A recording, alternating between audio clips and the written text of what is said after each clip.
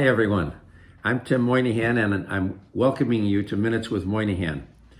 There is certainly no shortage of topics these days that we can discuss. Everybody is talking, of course, about the assault on our nation's capital and what a disgrace it was and is, and what ought to be done about it.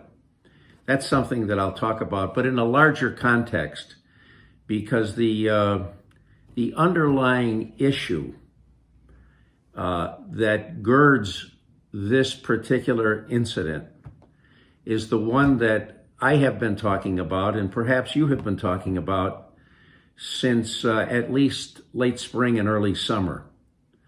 The issue is freedom of speech. And the issue about freedom of speech is, when is it legitimate speech protected by the Constitution, and when does it cross the line and become an incitement to riot and to conflict, so that it is violative of the First Amendment. Speaking of the amendments, of course, they're the pride and the joy of America and of those of us who love America. There's 10 principal First Amendments. They include things like the Fifth Amendment right to trial, the Sixth Amendment right to a lawyer, all of which have been interpreted by the courts. The Second Amendment, which will surely be in for contentious moments and hours, days and weeks in this coming administration. You know, what does the right to bear arms mean, and what limitations should be placed upon it? The First Amendment, however, which encompasses the freedom of speech, the right for those of us who have our opinions to speak them without fear or favor, without government interference, without repression. And it is that freedom that has been suppressed and has been abused by the major media, the three major channels, cable news, every arm or organization that has to do with the dissemination of information. So my point is going to be a couple of fold. First of all, the importance of the First Amendment, without which America ceases to be America, and which we must insist upon. My criticism goes principally to what used to be known as journalism, but is no longer journalism, but is opinion making. And by opinion making, I mean the opinions that the former journalists, now opinion makers, want and expect us to believe. And if we don't accept their interpretation of events and facts, we are ostracized, we are denigrated, we are eliminated from polite discourse. So that gets back to what happened at the Capitol. I am one who thinks that President Trump could have acted in a much more professional and presidential manner. He could have been more temperate. He should have been more temperate.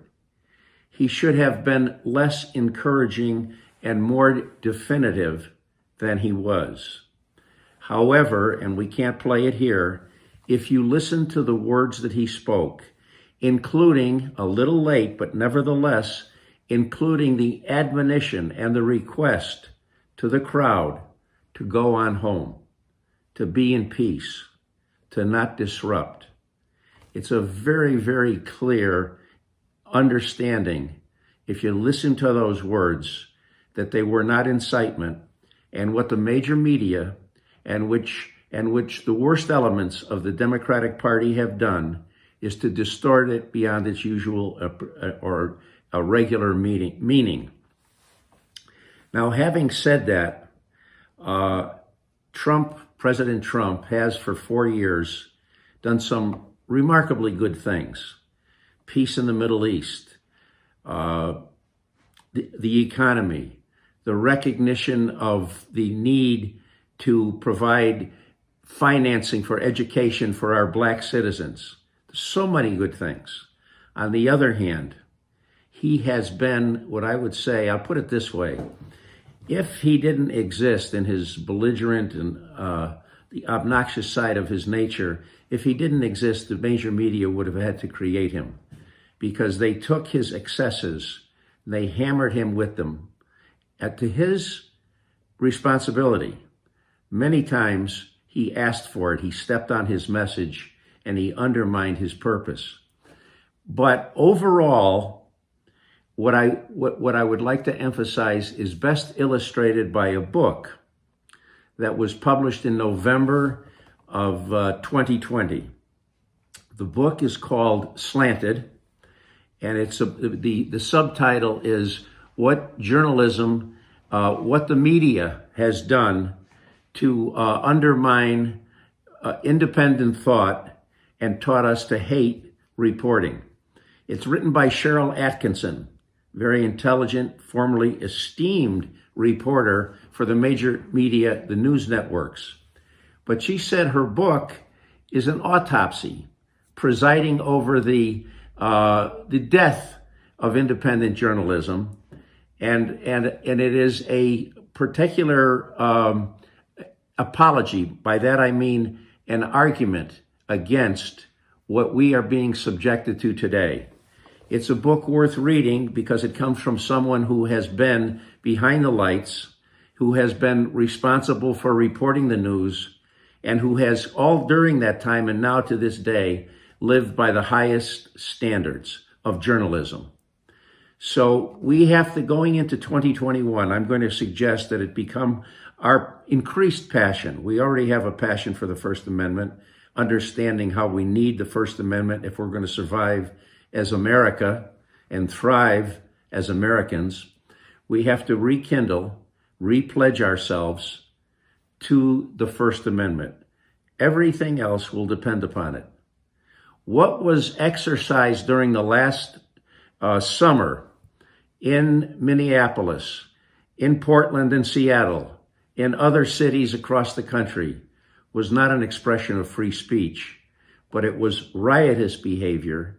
It was incitement to and the practice of destruction in violation of the First Amendment.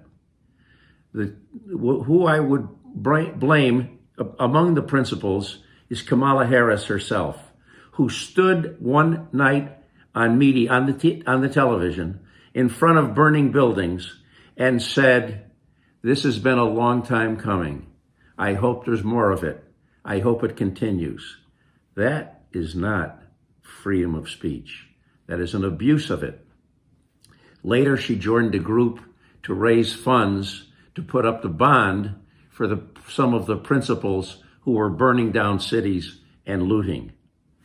The other day, President-elect Biden said, "Make no mistake about it. If those people who came to the Capitol and they knocked on the doors and they entered the Capitol, if they had been white, there would have been an entirely different reaction." That's untrue. It's a distortion. It's not something that's going to unify us. We have to think for ourselves, because when he said that, of course, the New York Times, the Washington Post, the major media, all endorsed what he said. That's the narrative that they want us to buy into. That's the narrative that we must resist. There is such a thing as objective truth. We're not getting it from the media. And many times, by the way, we didn't get it from Trump. Many times, too many times. I criticized him then. I underscore that criticism now, even though, unlike the narrative that is being promoted and has been promoted for 4 years, I also extol Trump for the good that he did. Now I'm going to somehow pry open my mind and keep it open for Biden and Harris, because they are duly elected as far as I'm concerned. If I got into how the election was stolen, it would be a departure from much that's been reported. and it's not something that I intend to digress upon today. But the language and the conduct of Harris and Biden already subject them to criticism, at least to my criticism. You can agree or you can disagree. But I say we keep a close eye on them. We don't let the narrative overcome us. We think for ourselves, and we stand for the First Amendment. So here I am now, signing off. I am sitting on a chair, not the Constitution, but I'm standing for the First Amendment. So don't forget, if you have something to say, subscribe and send it in, and hit like if you like. It's been nice being with you. See you again soon.